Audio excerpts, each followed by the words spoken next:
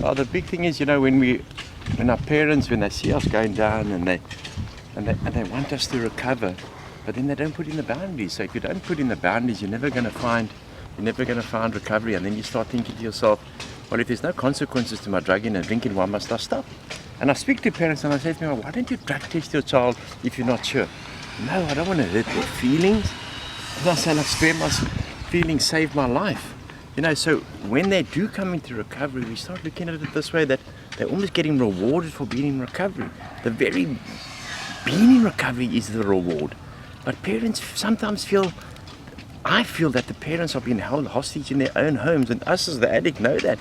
And parents are not putting in the boundaries to say, it's my rules here now, you're going to get help or you're not going to get help. But if you enable an addict, you can enable an addict to his death.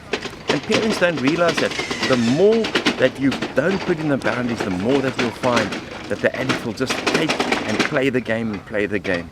So we have to look at it in a way of, hey, when my mom stopped enabling me, I had to make the decision then. I had to make the choice.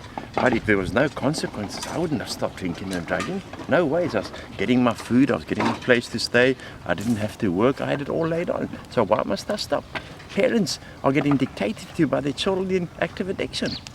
And the roles must change. Parents must now become the parents again.